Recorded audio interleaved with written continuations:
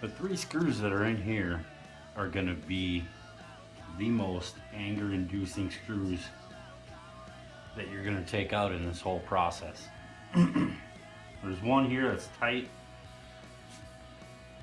What I did is I stuck the wrench in here like this and stuck my finger on it. That's about the only way I could get it out. And then this one here, you were able to get with the wrench through here, ratchet wrench. This one here is real easy. These two up here, just these top two, they're classically a pain in the butt.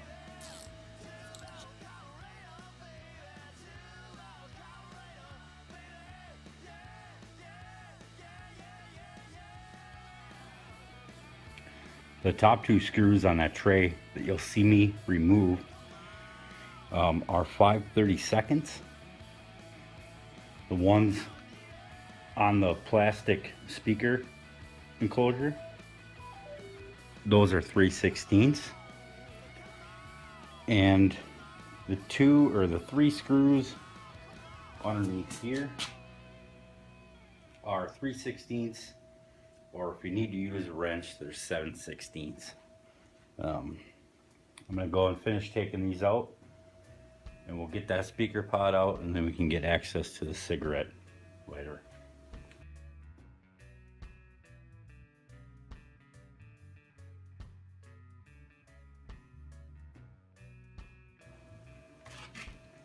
One thing, you will have to unplug the gauge connection to get at this, so remember to plug it back in when you're done.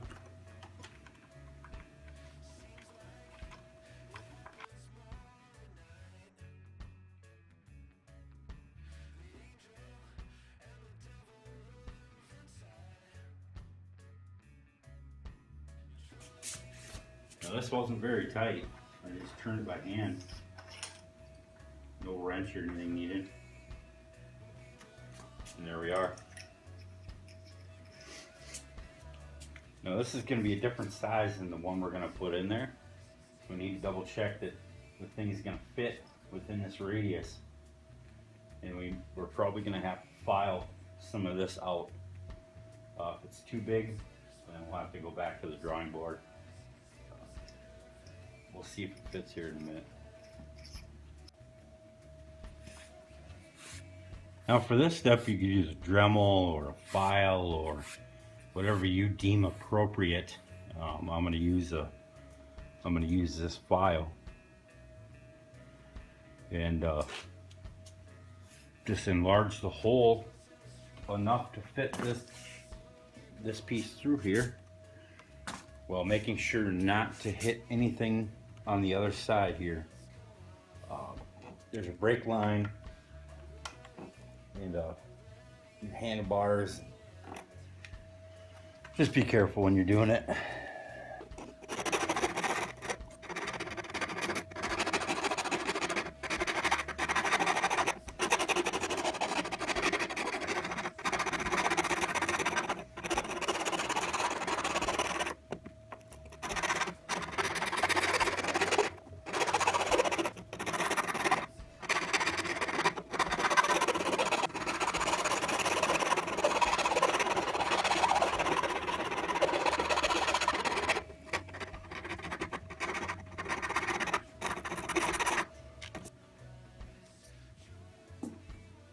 For this particular model that I ordered off of Amazon, if you point this down and put it in, it doesn't quite fit right. It doesn't look proper, in my opinion. So it has to be to the top, and then you get the perfect seal on it. I don't know if it's going to make a difference. I'm not going to put it down. I'm going to put it up, which I don't like, but it kind of holds itself up there. Plus, if I've got a cord plugged in there, it's not going to make a difference anyways. So this little nut goes on the back, and I'll tighten that up on the back side. I don't have exact size for you here. It just got kind of crazy with the file. You see, I even took a nick out of the inside. At least it's on the inside. we'll go ahead and shove this in there, and I'll show you what it looks like fitted in there.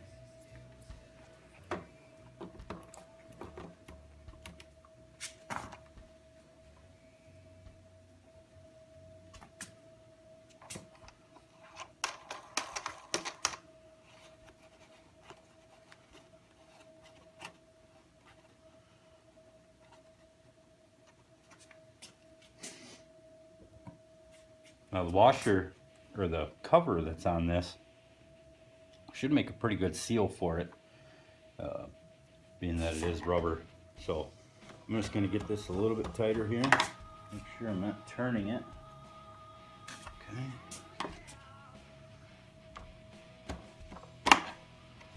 Alright, we're going to leave that. Sure it doesn't vibrate loose. Being that this has a lot of vibration, I don't know if it'd be worth it to put a little dab of some kind of sealant on there, or maybe take a piece of tape and wrap around here just so it can't get its way back. I might take some tape and put it on there. But being that this is the stock connector, it's not going to work on there. I am going to take these plugs out of here rather than cutting these and putting the other two pieces on there. I'll heat shrink one of them, whatever, probably this one, which I would assume is a positive, and we'll go from there. Now to get these out of here, I don't have a flat blade pick, but this one here is kind of big. But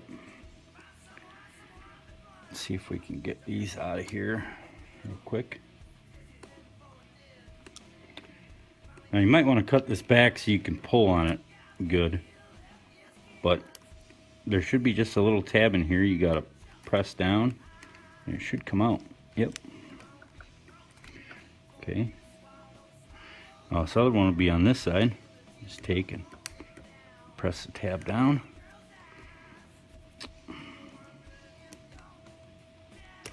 Oh, come on. Try not to stab yourself. Putting a little too much force on it. There we go. We're good to go. I am going to test and see which one is positive, just to make sure, even though I'm assuming this black one is negative. We'll put it on the corresponding on this. The way it's sitting straight up, this is the positive, this is the negative on here. So now regarding these here, I'm just heat shrinking them just to protect this end and this. So if this isn't perfect and isn't tight, to me that's fine. It's grabbing this nice. I personally would like to, if I ever have to, which I can't now because I've modified this, but I'd like to be able to return to the stock plug if I ever needed to, but it's a little late for that.